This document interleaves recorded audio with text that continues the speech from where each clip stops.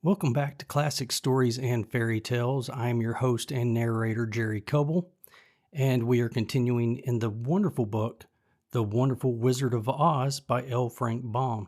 Now, today we're going to start with Chapter 16, The Magic Art of the Great Humbug. Next morning, the Scarecrow said to his friends, "Congratulate me. I am going to Oz to get my brains at last. When I return, I shall be as other men are." "I have always liked you as you were," said Dorothy simply. "It is kind of you to like a scarecrow," he replied, "but surely you will think more of me when you hear the splendid thoughts my new brain is going to turn out." Then he said goodbye to them all in a cheerful voice and went to the throne room, where he rapped upon the door. "Come in," said Oz. The Scarecrow went in and found the little man sitting down by the window, engaged in deep thought. "I have come for my brains," remarked the Scarecrow, a little uneasily. "Oh, yes. Sit down in that chair, please," replied Oz. "You must excuse me for taking your head off, but I shall have to do it in order to put your brains in their proper place." "That's all right," said the Scarecrow. "You're quite welcome to take my head off, as long as it will be a better one when you put it on again." So the wizard unfastened his head and emptied out the straw. Then he entered the back room and took up a measure of bran, which he mixed with a great many pills and needles. Having shaken them together thoroughly, he filled the top of the Scarecrow's head with the mixture and stuffed the rest of the space with straw to hold it in place. When he had fastened the Scarecrow's head on his body again, he said to him, "Hereafter you will be a great man, for I have given you a lot of brand new brains." The Scarecrow was both pleased and proud at the fulfillment of his greatest wish, and having thanked Oz warmly, he went back to his friends. Dorothy looked at him curiously. His head was quite bulged out at the top with brains. "How do you feel?" she asked. "I feel wise indeed," he answered earnestly. "When I get used to my brains, I shall know everything." "Why are those needles and pins sticking out of your head?" asked the Tin Woodman. "That is proof that he is sharp," remarked the Lion. "Well, I must go to Oz and get my heart," said the Woodman, so he walked to the throne room and knocked at the door. "Come in," called Oz, and the Woodman entered and said, "I have come for my heart." "Very well," answered the little man, "but I shall have to cut a hole in your breast, so I can put your heart in the right place. I hope it won't hurt you." "Oh, no," answered the Woodman, "I shall not feel it at all." So Oz brought a pair of tinsmith's shears and cut a small square hole in the left side of the Tin Woodman's breast. Then, going to a chest of drawers, he took out a pretty heart made entirely of silk and stuffed with sawdust. "Isn't it a beauty?" he asked. "It is indeed," replied the Woodman, who was greatly pleased. "But is it a kind heart?" "Oh, very," answered Oz. He put the heart in the Woodman's breast and then replaced the square of tin, soldering it neatly together where it had been cut. "There," said he. "Now you have a heart that any man might be proud of. I'm sorry I had to put a patch on your breast, but it really couldn't be helped." "Never mind the patch," exclaimed the happy Woodman. "I am very grateful to you and shall never forget your kindness." "Don't speak of it," replied Oz. Then the Tin Woodman went back to his friends, who wished him every joy on account of his good fortune. The Lion now walked to the throne room and knocked at the door. "Come in," said Oz. "I have come for my courage," announced the Lion, entering the room. "Very well," answered the little man. "I will get it for you." He went to a cupboard and, reaching up to a high shelf, took down a square green bottle, the contents of which he poured into a green gold dish beautifully carved. Placing this before the Cowardly Lion, who sniffed at it as if he did not like it, the wizard said, "Drink." "What is it?" asked the Lion. "Well," answered Oz, "if it were inside of you, it would be courage. You know, of course, that courage is always inside one, so that this really cannot be called courage until you have swallowed it. Therefore, I advise you to drink it as soon as possible." The Lion hesitated no longer, but drank till the dish was empty. "How do you feel now?" asked Oz. "Full of courage," replied the Lion, who went joyfully back to his friends to tell them of his good fortune. Oz, left to himself, smiled to think of his success in giving the Scarecrow and the Tin Woodman and the Lion exactly what they thought they wanted. "How can I help being a humbug?" he said, when all these people make me do things that everybody knows can't be done. It was easy to make the Scarecrow and the Lion and the Woodman happy because they imagined I could do anything. But it will take more than imagination to carry Dorothy back to Kansas, and I'm sure I don't know how it can be done. Chapter 17. How the Balloon Was Launched. For 3 days, Dorothy heard nothing from Oz. These were sad days for the little girl, although her friends were all quite happy and contented. The Scarecrow told them there were wonderful thoughts in his head, but he would not say what they were because he knew no one could understand them but himself. When the Tin Woodman walked about, he felt his heart rattling around in his breast, and he told Dorothy he had discovered it to be a kinder and more tender heart than the one he had owned when he was made of flesh. The Lion declared he was afraid of nothing on earth, and would gladly face an army of a dozen of the fierce Kalidas. Thus each of the little party was satisfied except Dorothy, who longed more than ever to get back to Kansas. On the 4th day, to her great joy, Oz sent for her, and when she entered the throne room, he greeted her pleasantly. "Sit down, my dear. I think I have found the way to get you out of this country." "And back to Kansas?" she asked eagerly. "Well, I'm not sure about Kansas," said Oz, "for I haven't the faintest notion which way it lies. But the first thing to do is to cross the desert, and then it should be easy to find your way home." "How can I cross the desert?" she inquired. "Well, I'll tell you what I think," said the little man. "You see, when I came to this country, it was in a balloon. You also came through the air, being carried by a cyclone. So I believe the best way to get across the desert will be through the air. Now, it is quite beyond my powers to make a cyclone, but I've been thinking the matter over, and I believe I can make a balloon." "How?" asked Dorothy. "A balloon," said Oz, "is made of silk which is coated with glue to keep the gas in it. I have plenty of silk in the palace, so it will be no trouble to make the balloon. But in all this country there is no gas to fill the balloon with, to make it float." "If it won't float," remarked Dorothy, "it will be of no use to us." "True," answered Oz, "but there is another way to make it float, which is to fill it with hot air. Hot air isn't as good as gas, for if the air should get cold, the balloon would come down in the desert, and we should be lost."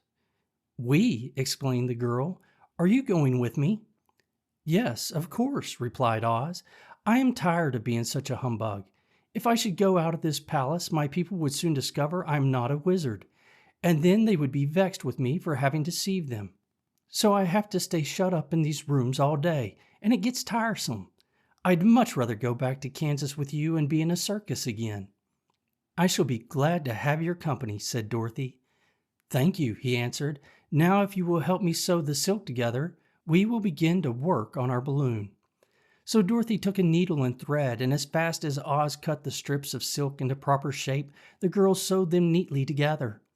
First there was a strip of light green silk, then a strip of dark green, and then a strip of emerald green, for Oz had a fancy to make the balloon in different shades of the color about them. It took 3 days to sew all the strips together, but when it was finished, they had a big bag of green silk more than 20 feet long. Then Oz painted it on the inside with a coat of thin glue to make it airtight, after which he announced that the balloon was ready. "But we must have a basket to ride in," he said. So he sent the soldier with green whiskers for a big cloth basket, which he fastened with many ropes to the bottom of the balloon. When it was all ready, Oz sent word to his people that he was going to make a visit to a great brother wizard who lived in the clouds. The news spread rapidly throughout the city, and everyone came to see the wonderful sight. Oz ordered the balloon carried out in front of the palace, and the people gazed upon it with much curiosity. The Tin Woodman had chopped a big pile of wood, and now he made a fire of it, and Oz held the bottom of the balloon over the fire so that the hot air that rose from it would be caught in the silken bag. Gradually the balloon swelled out and rose into the air until finally the basket just touched the ground. Then Oz got into the basket and said to all the people in a loud voice, "I am now going away to make a visit. While I am gone, the Scarecrow will rule over you. I command you to obey him as you would me."